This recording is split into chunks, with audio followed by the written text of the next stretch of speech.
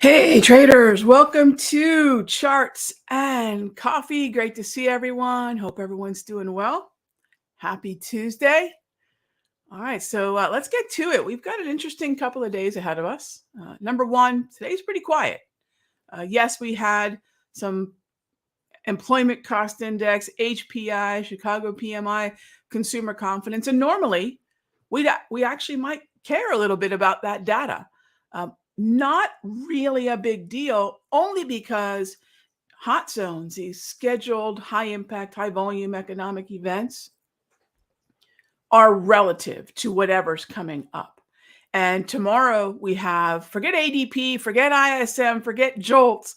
We've got the FOMC statement, not as big a deal as the press conference. And the press conference is more important than the statement.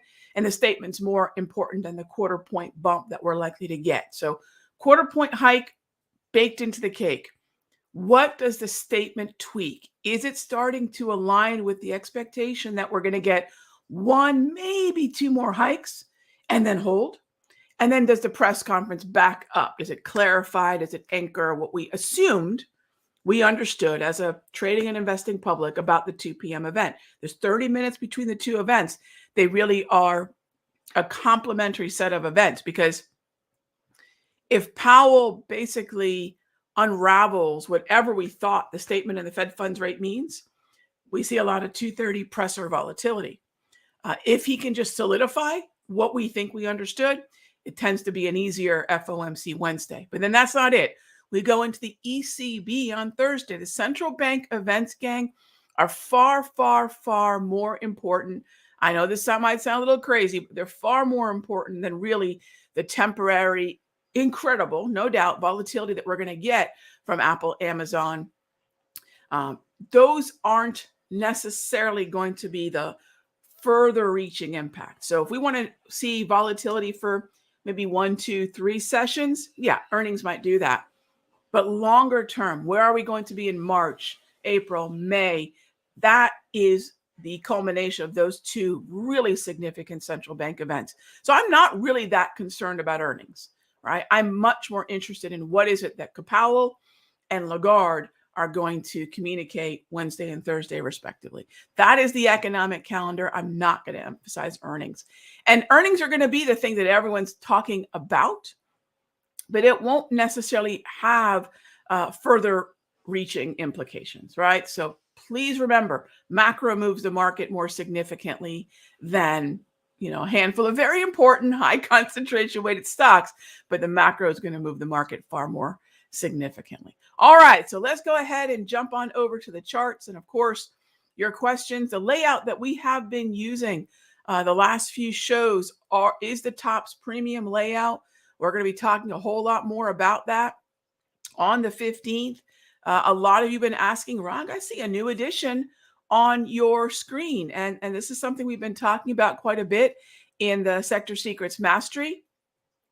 And that is, in this environment where daily time frame follow through can be a little bit more difficult to come by, in this environment where day trading is not necessarily, looking at a 5-minute time frame isn't something that's necessarily something that traders who in 2020, 2021, maybe even 2022 had time to do, right?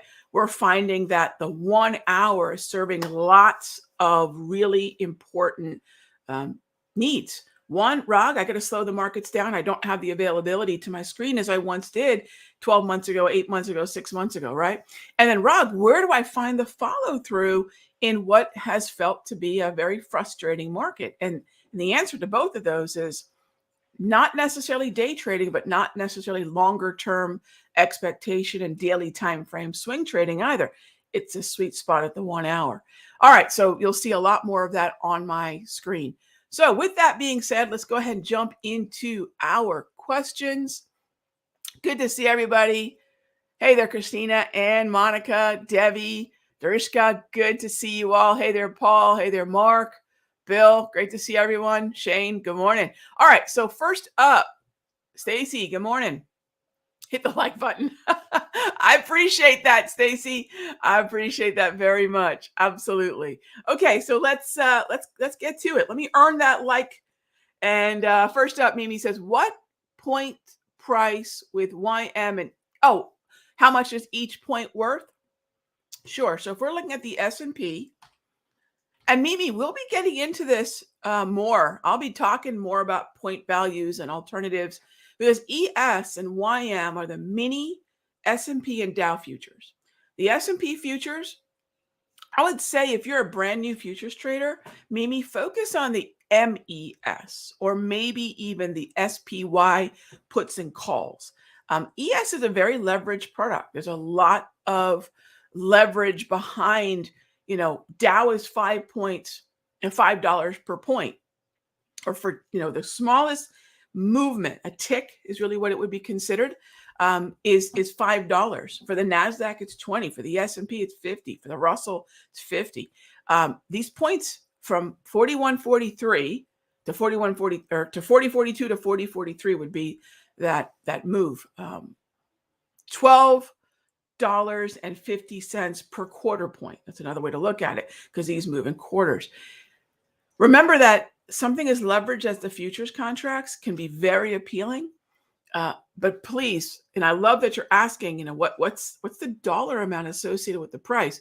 Please remember MES and SPY, which can be traded simply by looking at ES and then instead executing the trade idea in another symbol, which is what I teach, is a really effective way as you're taking those steps into futures trading. So thank you for the question. $5 for the Dow, 50 for the ES.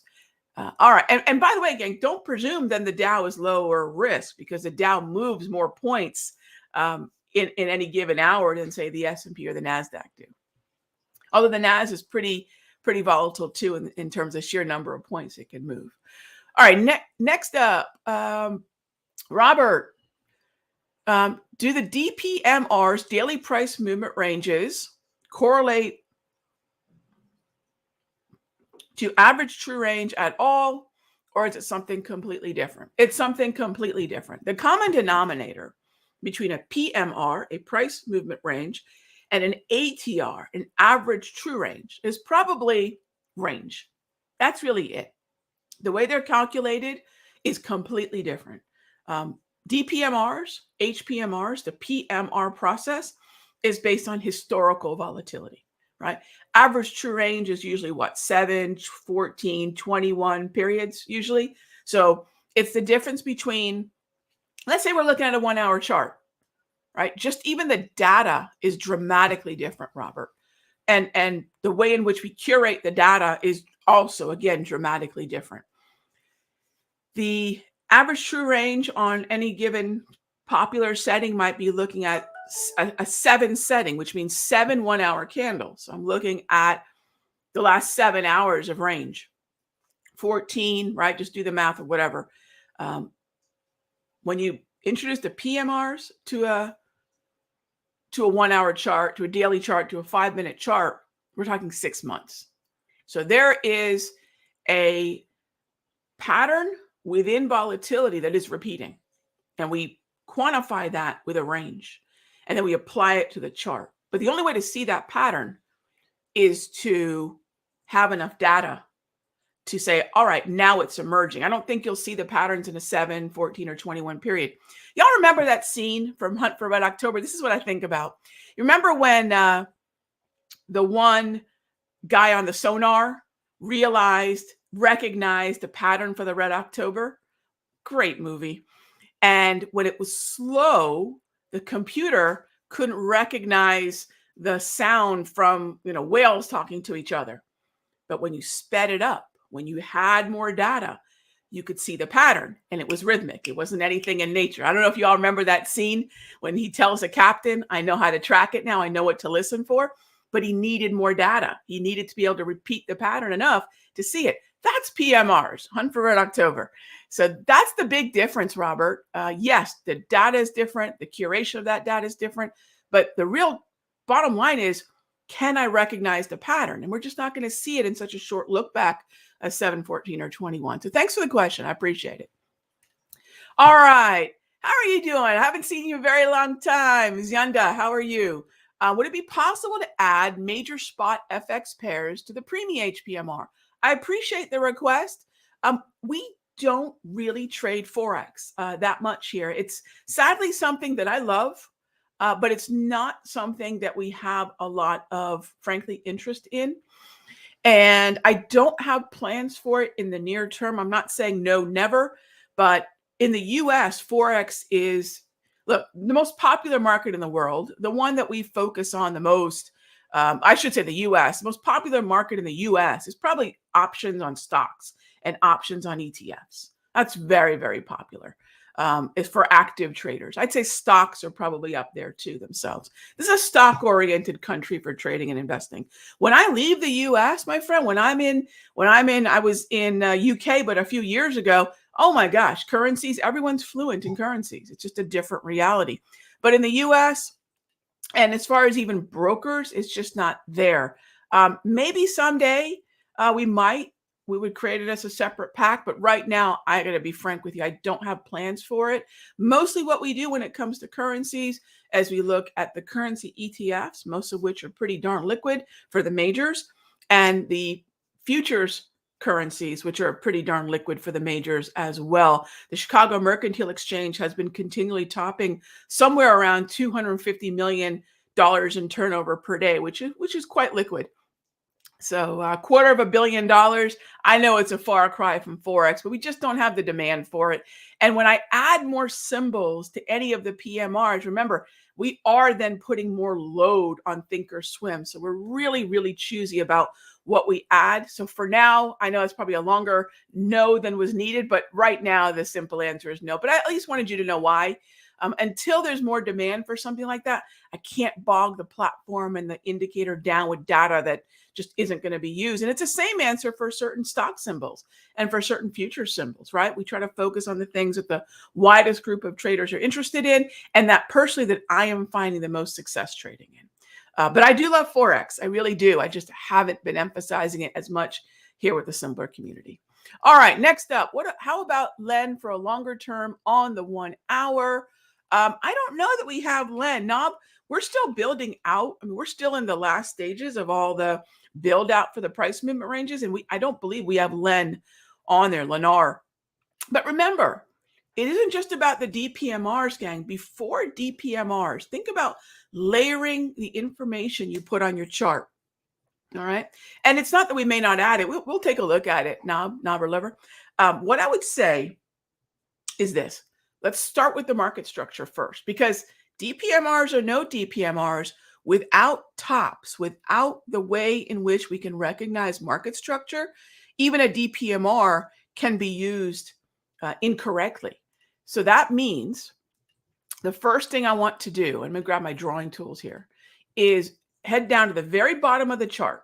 This is structure again. Whenever I talk about structure, we have color coded it to the point where it's traffic light simple, right? Red, yellow, or green. And it's a lot like a traffic light, right? Green is bullish, red is bearish, yellow is neutral. That's the first step.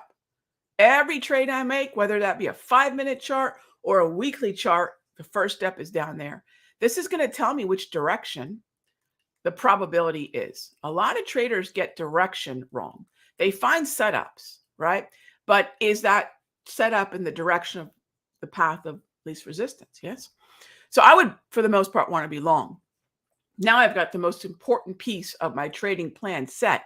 The next step then becomes off which level, right? So even before I get to a DPMR would be step 2. Where can I be a buyer from? But realize that without that first step, without tops, without understanding market structure, without knowing that we do have periods of great volatility on this chart, grab candles are helping me with that. The wave is helping me with that, right? Before I get even to a DPMR or anything else, market structure, multi-trend, wave, grab, that has to be the first step. And so then I can look to a Darvis, right? Then I can look to a DPMR or an HPMR. Then I can look to propulsion, determine, all right, where do I want to be a buyer? I would love to see another test like this. Yeah, I would definitely look for something like that. And I want to be long. But that's the process, gang. That's what Tops does. That's the system. Yeah, that's the system. All right, next up, Is DPMR going to be included in the HPMR subscription? Sergio, they're two different indicators. They're two different curations of data. So the simple answer is no. And not everybody wants to use DPMRs and not everybody wants to use HPMRs, but we are going to find a way to be able to offer both for those of you that want it in a more affordable way. That is in the works.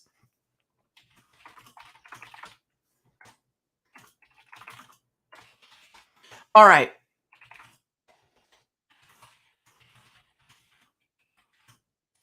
All right, next up, and by the way, gang, what's so important about what I just walked you through?